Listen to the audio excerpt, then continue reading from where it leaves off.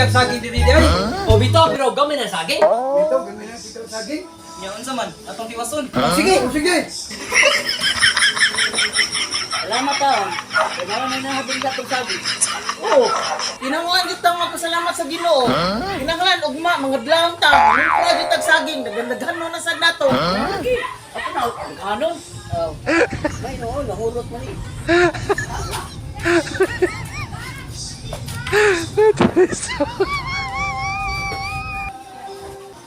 Nagpilang kilo sa saging day. Basta ka mo migo. Lasam lang ni. Hatag lang ko ni brato.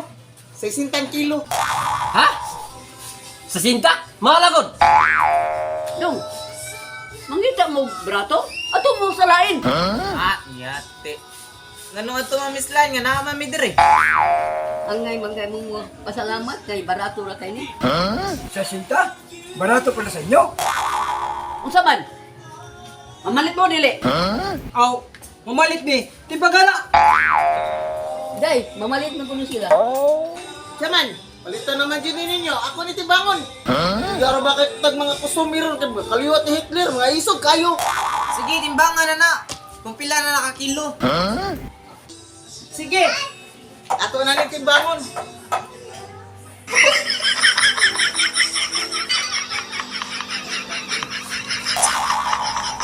Isa. Unsa ko na? Ya pila ni magtimbang nga sipi. Oh. Unsa goy negosyo ninyo?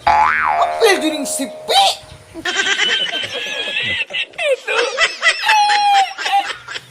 Kaya ano? Makaon din ng sipi. Mga brad, di man makawan ng sipi. Negosyo man na. Maogi ng negosyo.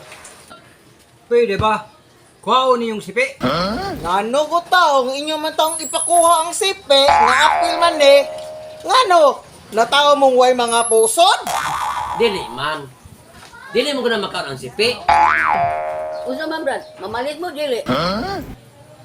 Way problema. Basta kamoy kaon sa sipi. Ha?